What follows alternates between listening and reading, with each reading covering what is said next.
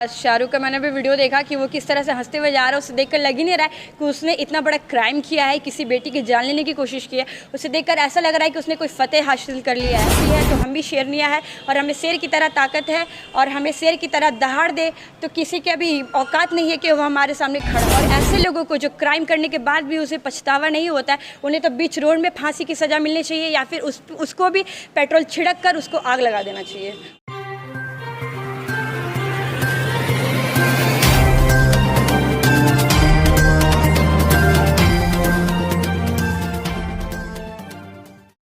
नमस्कार, मैं अंकुश और आप देख रहे हैं फ्रंटलाइन झारखंड न्यूज़। आए दिन हिंदू समाज की बेटियों के साथ कुछ न कुछ घटना देखने को सामने आती है।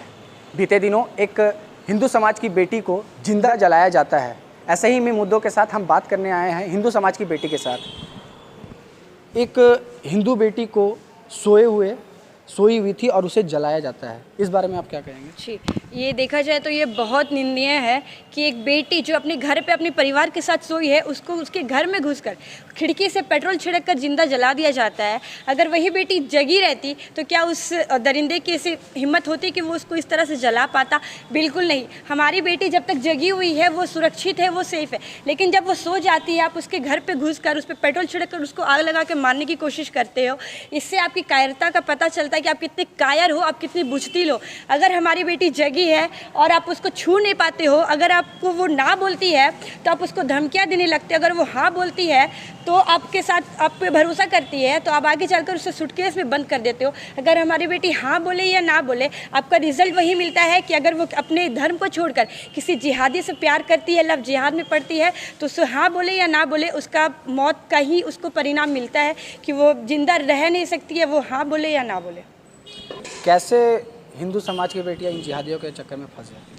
देखिए, बात ऐसा है ना, ये जो जिहादी होते हैं ये अपना नाम बदल कर कलावा पहनते हैं, भगवान जी का लॉकेट पहनते हैं और अपना नाम बदल कर हिंदू नाम रख लेते हैं और हमारी हिंदू बेटियों को फंसाते हैं और उनसे लव जिहाद करते हैं और उनको अपना शिकार बनाते हैं। और इसके पीछे एक बहुत बड़ा गैंग भी काम करता है जिसके लिए शायद उन्हें इनाम मिलता है या एक कमेटी बैठती है और इस तरह से पूरा एक प्लानिंग के तहत ये सब किया जाता है। इस सरकार हो या कोई भी आने वाली सरकार हो या कोई भी सरकार हो, हमारी बेटियां किसी भी सरकार में बिल्कुल सुरक्षित नहीं है। क्योंकि अभी अंकिता का केस ख़त्म नहीं हुआ कि हमारे सामने और 4 ऐसा केस पड़ गया है जहां पे बेटियों को एसिड छिड़क दिया जा रहा है, बेटियों के साथ बलात्कार की घटनाएं सामने आ रही है। आए दिन बेटियां अपने आप को सुरक्षित महसूस करती है। कहीं ना कहीं हमारी बेटियों के साथ कुछ ना कुछ अपराध होता ही है जिस कारण उन्हें या तो मौत का सामना करना पड़ता है या ज़िंदगी भर उन पर वो कलंक लग जाता है कि तुम्हारी बेटी के साथ ये हुआ, तुम इस तरह से गंदी हो चुकी हो।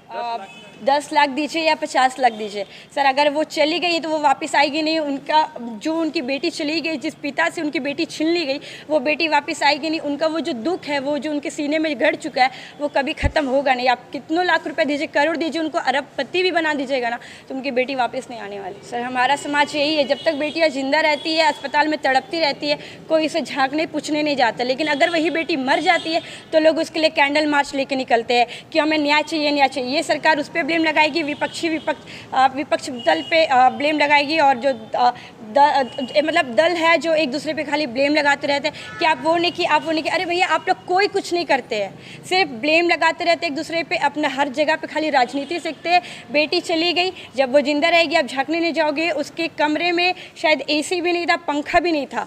उसके पिताजी खरीद कर पंखा लाते क्योंकि वो बर्निंग केस था, वो तड़प रही थी और उसके पिताजी पंखा खरीद कर लाते हैं उसको आराम देने के लिए। और लेकिन फिर भी हमारी बेटी बच नहीं पाती क्योंकि सिर्फ राजनीति के कारण। अगर उसके साथ राजनीति नहीं होता और अगर सरकार पहले उस पर ध्यान देती तो शायद बेटी बच पाती और आज हमारे लोगों के साथ रहती। अभी जो अंकिता और शाहरुख का जो फ़ोटो है वो बिल्कुल एडिटेड है, क्योंकि बेटी का जब बयान आया है वो बता रही है कि वो मुझे बार बार धमकी दिया करता था कि अगर तुम मेरे साथ नहीं रहोगी, मेरी बात नहीं मानोगे, तुम्हें बर्बाद कर देंगे, तुम्हारे फैमिली को पूरा बर्बाद कर देंगे। इस तरह का अंकिता का बयान है। वो कहती है कि मैं ठीक होकर लव जिहाद के विरुद्ध खड़ी होंगी।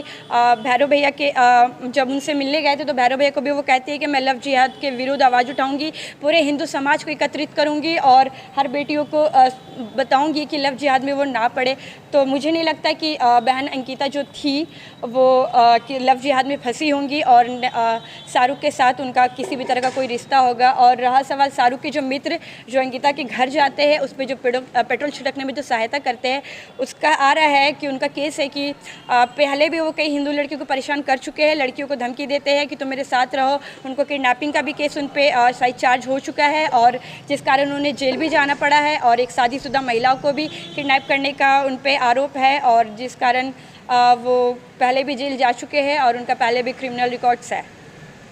मेरी सभी बेटियों से हाँ नम्र निवेदन है कि कृपया किसी भी ऐसे लोगों के साथ ना रहे जिसमें आपको सूटकेस में बंद मिले या फिर आपके साथ इस तरह का कोई घटना घटे जिस कारण आपके माता पिता और पूरे समाज को तकलीफ़ हो कि हमारी एक हिंदू बेटी, सनातन धर्म की बेटी किसी दूसरे धर्म के पुरुष के साथ या मिले और उनकी हत्या हो। शाहरुख का मैंने भी वीडियो देखा कि वो किस तरह से हंसते हुए जा रहा है, उसे देखकर लग ही नहीं रहा है कि उसने इतना बड़ा क्राइम किया है, किसी बेटी की जान लेने की कोशिश की है। उसे देखकर ऐसा लग रहा है कि उसने कोई फतेह हासिल कर लिया है।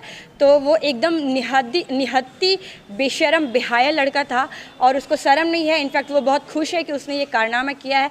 और ऐसे लोगों को जो क्राइम करने के बाद भी उसे पछतावा नहीं होता है, उन्हें तो बीच रोड में फांसी की सज़ा मिलनी चाहिए या फिर उसको भी पेट्रोल छिड़क कर उसको आग लगा देना चाहिए। उसकी सज़ा यही होनी चाहिए। हम हिंदू समाज की हर बेटी को कहना चाहते हैं कि हमें माँ दुर्गा की शक्ति कहा जाता है। हम माता जगत जननी की पुत्री है, हम माता जगत जननी के रूप है। हम माँ काली का रूप धारण कर सकती है। हम में इतना पावर है कि हम पूरी सृष्टि को बदल सकती है। तो बेटियों, आपको डरने की बिल्कुल आवश्यकता नहीं है। अगर किसी तरह का कोई जिहादी आपको परेशान करता है, आप बिल्कुल उन्हें उसी समय सबक सिखाइए ताकि वो आप पे दोबारा किसी तरह का कोई उंगली ना उठा सके, आपका भी किसी सूटकेस में पड़ी ना मिले। आप हमेशा जागरूक रहे और अपने धर्म के साथ खड़े रहे और उन जिहादियों को सबक सिखाने में हर बेटी की सहायता करें। जो भी बेटी इस दलदल में फंस चुकी है उन्हें उस दलदल से निकाले ताकि वो जीवित रहे, खुश रहे, अपने परिवार के साथ रहें। और हम हिंदू शेरनियाँ हैं, हम शेर की ताकत रखते हैं क्योंकि माता जो हमारी माता दुर्गा है वो शेर पे सवार होकर आती है और हम उन्हीं की पुत्री है। तो हम भी शेरनियाँ हैं और हमें शेर की तरह ताकत है और हमें शेर की तरह दहाड़ दे तो किसी के भी औकात नहीं है कि वो हमारे सामने खड़ा हो सके।